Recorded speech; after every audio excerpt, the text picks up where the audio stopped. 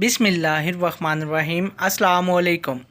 This is Mohammad Usman Sial, biology 9th class, chapter number 4, lecture number 6। Let we talk about cell organelles. Introduction to cell organelles. Cell organelles के एक जगह इकट्ठे होने से बनता है। सेल ऑर्गेनेल्स दरअसल सेल में मौजूद स्मॉल स्ट्रक्चर्स जो स्पेसिफिक फंक्शन परफॉर्म करते हैं। सेल में इन ऑर्गेनेल्स की तादाद तकरीबन 1 दर्जन तक होती है। हर ऑर्गेनेल के ज़िम्मे एक मखसूस काम होता है। आए हम कुछ मखसूस ऑर्गेनेल्स और सेल में इनका फंक्शन देखेंगे और समझेंगे। लेक्चर नंबर 6 में हम न्यूक्लियस और राइबोसोम्स को डिस्कस करेंगे। न्यूक्लियस। यूकैरियोटिक सेल की बुनियाद ही न्यूक्लियस पर है। यूकैरियोटिक सेल 2 ग्रीक वर्ड से बना है, यू एंड कैरी ऑन।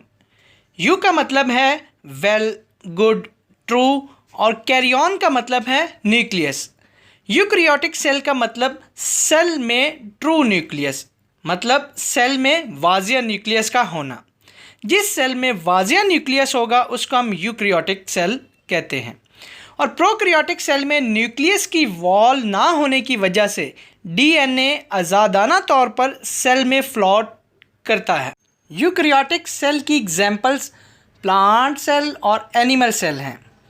इन दोनों तरह के सेल में न्यूक्लियस कहाँ वाक़ होता है, इसे देखते हैं। Location of nucleus in plant cell and animal cell. Animal cell में न्यूक्लियस सेल के सेंटर में वाक़ होता है, जबकि प्लांट सेल जब इमेच्योर होता है, मतलब जब छोटा होता है, तो इसमें बहुत से छोटे छोटे वैक्यूल मौजूद होते हैं। और जब यही सेल मैच्योर हो जाता है तो यही छोटे वैक्यूल मिलकर एक बड़ा वैक्यूल बना देते हैं, जो सेल के दरमियान में मौजूद न्यूक्लियस को साइड पर पुश कर देता है। तो प्लांट सेल में न्यूक्लियस सेंटर में नहीं होता। Nuclear membrane. Nucleus double membrane में लिपटा होता है, जिसे न्यूक्लियर इन्वेलप कहते हैं। जैसा कि स्क्रीन पर आपको एक डायग्राम दिखाई गई है, इसमें लाइट ब्लू कलर का एनिमल सेल है। इसमें से न्यूक्लियस को बाहर बड़ा करके दिखाया गया है। ग्रीन कलर की न्यूक्लियस की मेम्ब्रेन को न्यूक्लियर मेम्ब्रेन और न्यूक्लियर इन्वेलप भी कहते हैं। इस न्यूक्लियर इन्वेलप की भी डबल लेयर होती है। बाहर वाली लेयर को आउटर मेम्ब्रेन, जैसा कि आप डायग्राम में देख सकते हैं, और अंदर वाली लेयर को इनर मेम्ब्रेन कहते हैं। इस न्यूक्लियर इन्वेलप में बहुत से छोटे छोटे सुराख भी नज़र आ रहे हैं, जिन्हें न्यूक्लियर पोर्स कहा जाता है। इनका काम न्यूक्लियस को सेमी परमिएबल बनाना है, मतलब सेल के मटेरियल को न्यूक्लियस में लाना और न्यूक्लियस के मटेरियल को बाहर निकालना है।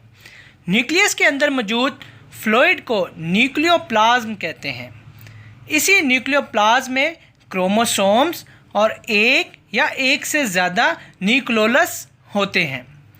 न्यूक्लियोलस न्यूक्लियस में मौजूद एक डार्क स्पॉट है, मतलब एक गहरा निशान है, जिसका काम राइबोसोमल आरएनए और राइबोसोम्स को तैयार करना है। सेल जब डिवाइड नहीं हो रहा होता तो न्यूक्लियस में क्रोमोसोम्स धागों की तरह बिखरे होते हैं, जिसे क्रोमाटन कहते हैं। जैसे ही सेल 1 से 2 में तकसीम होना शुरू करता है तो ये क्रोमाटन सिकुड़कर क्रोमोसोम बना देते हैं। जैसा कि डायग्राम में डीएनए कंडेंस होके क्रोमाटन बना रहा है और क्रोमाटन कंडेंस होके यानी सिकुड़कर क्रोमोसोम बना रहा है, जो डायग्राम में आपको नज़र आ रहा है। सेकेंड ऑर्गेनेल है राइबोसोम्स। अगर हम सेल का बगौर मुशाहिदा करें तो सेल में छोटे छोटे दाने की तरह के बहुत से स्ट्रक्चर्स होते हैं, जो साइटोप्लाज्म में फ्रीली फ्लोट कर रहे होते हैं या फिर एंडोप्लाज्मिक रेटिकुलम के साथ अटैच होते हैं। अगर हम राइबोसोम्स की कंपोजिशन की बात करें तो राइबोसोम्स प्रोटीन और राइबोसोमल आरएनए से मिलकर बनता है। ये कोई मेम्ब्रेन बॉन्डेड ऑर्गेनेल नहीं है, यानी इसके गिर्द कोई मेम्ब्रेन नहीं होती। ये प्रोकैरियोटिक सेल और यूकैरियोटिक सेल दोनों में ही पाया जाता है। प्रोकैरियोटिक सेल में मौजूद राइबोसोम का साइज़ यूकैरियोटिक सेल में मौजूद राइबोसोम से छोटा होता है। Function of ribosome. राइबोसोम्स का काम प्रोटीन को तैयार करना है। अगर स्टूडेंट्स आप ग्रीन कलर की डायग्राम का मुशाहिदा करें तो इसमें जो चेन यानी मैसेंजर आरएनए राइबोसोम से गुज़र रहा है, राइबोसोम्स प्रोटीन को प्रिपेयर करके इस मैसेंजर आरएनए पर अटैच कर रहा है। इस डायग्राम से वाज़िया पता चल रहा है कि राइबोसोम्स प्रोटीन बनाता है।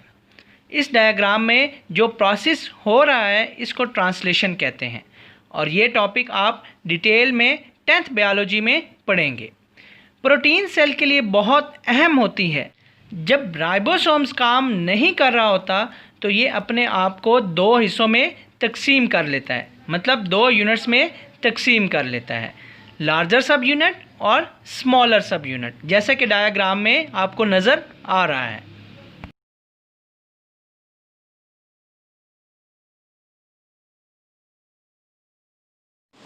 अल्लाह हाफिज़।